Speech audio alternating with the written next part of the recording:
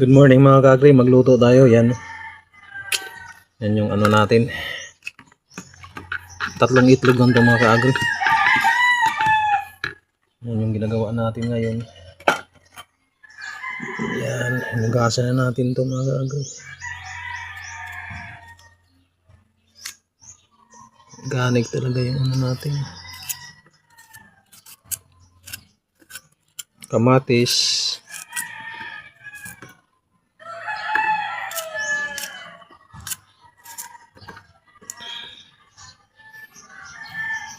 Wala talagang ano to mga kaagri, wala talagang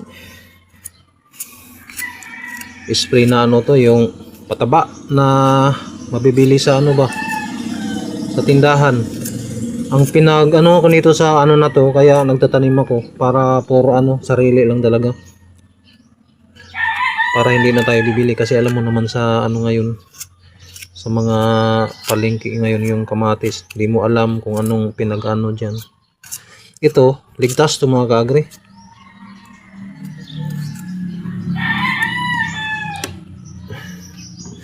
Maganda talaga yung may ano ka, may sarili kang tanim ba. Kasi alam yung kinakain mo. Yan, tatlong itlog. Kunting asin, tsaka kunting pang ano mga kaagri, or ano mo. Anong ihalo mo nito or sound mo.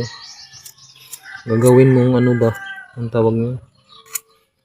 Seasoning ba? Napakasarap nito mga kaagri sa umaga. Yan o. Organic. Gagamit tayo ng mantika na, yung mantika na ano talaga. Zero cholesterol ba? Dami na nito mga kaagri. Alam mo kamatis na to, ano? Yung maliliit ba? Native na kamatis.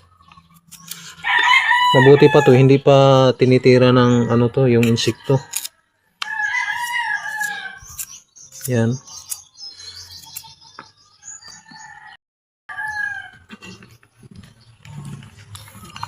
Ito na mga kaagri. Lagyan lang natin ng konting pampalasa mga kaagri. Ano? Ganyan na kalaki. Napakasarap nito. Organic na ano. Konting asin or anong ilagay mo na seasoning. Depende lang sa iyo mga kaagri. Itong sa akin mga kaagri, asin lang ilagay ko mga kaagri. Hindi ako mahilig maglagay ng ano. Sa asin lang, konting asin. Tikman mo lang, okay na. Tara, lutuin na natin to. Yan na mga kaagri, nakahanda na yung ano natin. Nakahanda na yung pagprituhan natin o pag-isahan natin. Ang gamit pala nating mantika ay hindi ko papakita yung ano. Good cholesterol to siya mga kaagri. 100% pure ano to. Zero cholesterol to mga kaagri.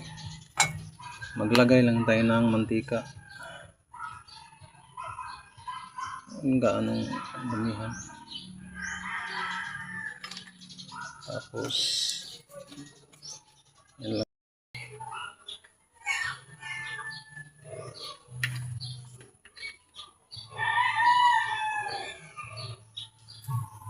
Yan, medyo mainit-init na.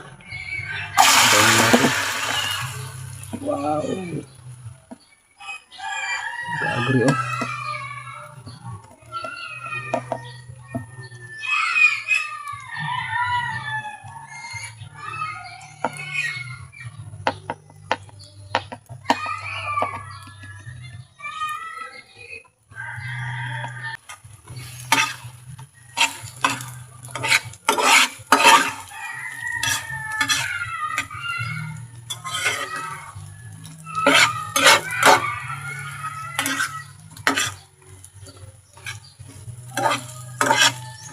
Sarap nito.